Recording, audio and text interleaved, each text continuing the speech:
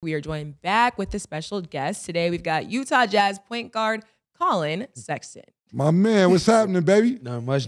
Appreciate y'all having Collin me. was good, man. Thanks for coming by, man. We appreciate it. Sure. You know, Mase is from all over the place. He's from Harlem. He's from Florida. I knew he was going to say that. And he's also from Georgia. I was about to say Marietta. Marietta. Did you watch him play? Because anybody who comes out of Georgia in the last 10 years, I know who he is. Did you go see him play? Because you know everybody in Atlanta. I was there for the battle of him and I forgot homeboy that went to Duke. What was it? Duval. Yeah. Duval. Yeah, they were saying Duval was better than him. Back the city out that night. Out better than Duval. Okay, you got your knowledge together. Okay. Oh, yeah. Okay. Right? You're right about that. For sure. That's what's up. The question I wanted to ask you, and I think you could really add some light to this. What is the difference, you would say, since you grew up in the AAU circuit, you played on a high level in college and a high level in the NBA. Mm-hmm. What is the difference between those players that are great in high school and those who talent translate to like college and the NBA? What's the difference in those? Ooh, I would say honestly, in high school, sometimes you might be bigger than everybody, and then eventually they catch up to you, or you might just be more athletic. And then once you get to the league, everybody athletic, everybody can dunk, everybody can run, jump, like little things like that. And then some people might peak out in high school, so like they might be their best self in high school, and I feel like I've seen that so many times. It's like they don't have nowhere else. They already hit their ceiling, and then once you get to the league, it's just honestly it turns into like who can watch more film, who can pay attention to details a lot better, and that's when you see guys starting to separate themselves from the pack, for sure. Right. Now, I'm not expecting you to sit up here and say anything bad about the Utah Jazz, okay, but let's be serious. Where do y'all think y'all are going next season with all the competition in the West, realistically? Because y'all didn't make the playoffs this year. Y'all didn't make the play-in. You're a fantastic player, even when you was on Cleveland. Where do you think the future in the next year or two is for the Utah Jazz, being that you guys are in the stacked Western Conference? I feel like the future is still bright. The future is definitely bright. We got a bunch of great draft picks this past year. Even just this last draft was amazing. And right now we still got pieces that was with us last year. We got me, JC, Lowry, John Collins. So, and then Keontae. You see, he did his thing in summer league. So we got a bunch of guys, and I feel like we still match up well with the rest of the West. The only thing that we got to do is just find it together. At the end of the day, we got to do it together. Yeah, and like continuity comes off the court, like going hang out. You know what I mean? Going out to eat. Talk about that all the time. Yeah, going out to eat, hanging out, pulling up. It don't matter. Like just doing little things like that. That's what brings guys together, because at the end of the day, you see these guys like, okay, for instance, like Minnesota, man, like that team together is eating together. Cat is getting all those guys together, like hanging out, doing, going to different games. Like they do it together. So you start to see like, if you can trust me off the court, I know on the court it's gonna be easy. Right. No, I don't really have that many questions when it comes to this, because I feel like I watch you grow up and play basketball. Being in Atlanta, I like to watch all like the young sports and people coming up. But I would ask this: do you think like playing in Mableton made it easier for you to transition to somewhere like Utah? Oh yeah, for sure. I feel like Mableton. What's the connection? Ooh, I don't know if it's a connection. I feel like it's a lot easier playing in Utah, where it's like a little bit more chill. Playing in Mableton for sure is like the city on your back. You know what I mean? At the end of the day, everybody wants you to do so well, and you got packed out games. You got people on the sideline betting on the game, like little stuff like that. So I feel like being in Mableton, it helped me like come together and just know that like I got a support system that nobody else got, and it brings me to Utah that I'm able to like feel good, feel comfortable. It helps you to focus. Yeah, able to focus, because being in Atlanta, you can go out Monday through Sunday. It doesn't matter. So when I'm in Utah, I'm able to focus, lock in, and focus on this basketball.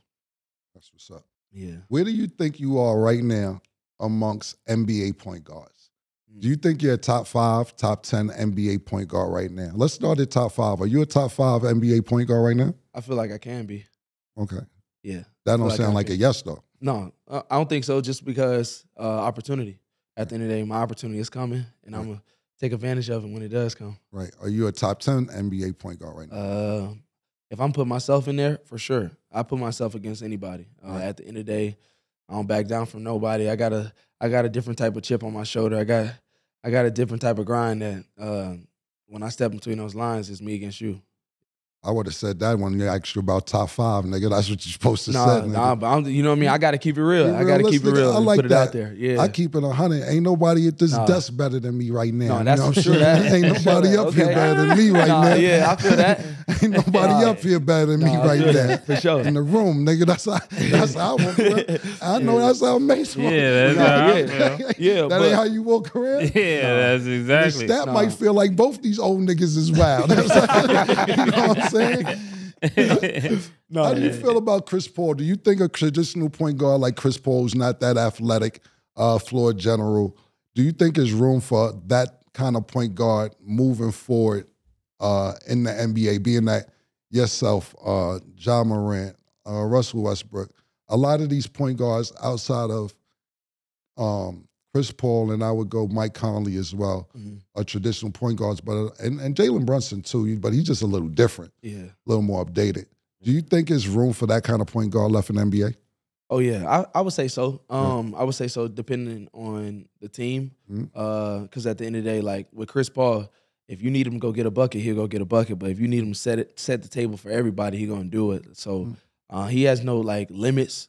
So it's like this: if you're on a team like with KD, PG, you know what I mean, certain guys, your job kind of easy. All you got to go out there is pass, facilitate, get them in the right situation. Like even out there with Devin Booker and Brad, like you out there with them, it's like, okay, all I got to do is pass, get off of it, make them look good. If they look good, I look good. You feel me? So I would say it's definitely a need. Like it's certain guys, like even Tyrus Jones. Like he go out there, he'll kill. You look up, he might got like 15, 16 assists, and he impacted the game in every way. So, got you. Yeah, got you. Where do you predict Utah to be at the end of this season coming up? Where do you predict y'all to be? I'm saying number one. We're gonna shock some folks. I did it my first year. Number in Utah. 1 in the West. Hey, I'm throwing it out there. We're gonna shoot for the stars. You know what I mean? We're gonna shoot for the stars. It is what it is. That's the optimism you wanted them to have. Yeah. It is what it is. I'm gonna shoot for the stars. What are the fans like in Utah? Like when you're in Utah, what is a typical day in Utah? Typical day in Utah is looking outside, making sure it ain't too much snow on the ground. It's one of those places that it might be like crazy snowstorm, and you still got to go to practice. Practice don't stop. So I feel like that's... being in Utah, Mase, you could have asked me that. Being Orem and all that. You being in Utah? And Orem. Yeah, I forgot. You know how to ski? I got property and all that out there. You know, I'm doing some construction, St. George and all that. You know what I'm saying? Me and my nigga Larry over there. You got some shit going on. I like that. You know about Orem? Yeah, for sure. You know. We're going to tap in. Yeah, exactly. I'm getting your number and all that, man. Yeah, I do a little bit of real estate and all that. Like he's jealous now. Yeah. I thought you said something else. That's why I was laughing. Especially he know the spots too. That's crazy. Yeah, shout out to everybody in Orem that I fuck with. I fuck with it's all jokes. I got some people out there. For sure. Okay, so I have a couple questions. Okay. After this recent draft, a lot of people are making comparisons to the different draft classes. And people are saying that they feel like the 2018 draft is one of the best draft classes in recent years. Do you agree, or where do you guys think you guys fall? We're the best draft class for sure. We definitely got the most talent. Ever? Yeah, I think like it's number one. I would say the next. I know draft I told class, you to go. No, you're good. I'm going crazy on this one. If you ask anybody, we got the best draft class. Better than 96. You was pretty young. Better than 96, 1996. I would say the next one for me would be like 03. All right, let's do 03. LeBron, Dwayne Wade, Melo. So now we got Kobe Bryant. Yeah. We got Allen Iverson. We got Tracy McGrady. We got Steve Nash. Who else is on that? The 96 is wow, nigga. Steph Marbury. Steph Marbury. Wasn't Vince and Garnett? Ray Allen. Vince, Ray Allen. yeah, Ray Allen. I'm saying number Oh, one. no. Shawty, you got Just wait, Shane. just wait. You gotta Because we chill, still you gotta loading. You know what I mean? chill. We still You loading. He gotta wasn't chill, born, so I ain't yeah. even going Yeah, to I'm going to give that to you. You got Yeah, chill on you gotta 96, chill. man. Cole wasn't But I even like the freshman, confidence, huh? No, for sure. Yeah, Kobe, nigga. Come on, my nigga. But you wasn't born. Nah. So I ain't mad at that because So who you grew up watching? basketball-wise? Yeah. I started watching basketball probably when I was like, I used to play basketball before I even watched basketball, so probably like 84. I'm like Jordan rookie year, Bird and Magic when they was already pretty much established in the league. Dr. J was old when I started watching. He was already, when I was young, he's already, but like in the 90s, Michael Jordan, Allen Iverson, Kobe Bryant, Tracy McGrady, Kevin Garnett. Me and Kevin Garnett like the same age. That's my nigga. We used to hang out. Yeah, that's kind of the era I grew up in watching. But I first started watching basketball, I was probably 8 or 9 years old. So I would say Michael Jordan. When Nah, this class is crazy. I'm looking at it right now. the pictures. Tom Walker, Yeah, the pictures. Wild. Wallace. Yeah, this is crazy. But hey, man, like you said, they still loading though. They got time. Nigga. Yeah, we got time. Kittles. Kerry Kittles, niggas be forgetting about Kerry Kittles. Okay. Other one I have, so let's bring it back to 2017, back when you were in Alabama and you guys played that Minnesota game. So viewers watching, basically what happened was 7 players got ejected, 1 fouled out, and 1 got injured, and you guys basically continued the game 3 versus 5. Can you explain the backstory of that, how that went about? You dropped, 40 points? Yeah. Like, you went crazy. So Can you talk about that, how that was, your mindset, all of that? No, it was one of those games where I just, you know what I mean, I was flowing. I felt good, and it was actually at Barclays, so it was in Brooklyn for sure. So it was a definitely good little game, and it was one of those games where it's like you can't control the outcome. The only thing you can do is just stay present. And Avery Johnson, you know Avery Johnson, Yeah. Avery Johnson, he was just like, he was on me. He was like, hey, we gotta pick it up. I don't care how many people out here, you gotta pick it up. You gotta get going. So it was one of those games that once I played that one, it was like, oh yeah, you definitely out of here for sure. Yeah. You know what's crazy? I had a game like that. I asked Mase if he ever played a game like that. We was up here. I said, I had to do 3 on 5. You was like, Cam, what are you talking about? You don't remember that? I asked you that? I think I had like 47 or something like that. But I was 40. I was 11 and under though. Wasn't on y'all level. But I was reading that about you. That's dope. Nah, for sure.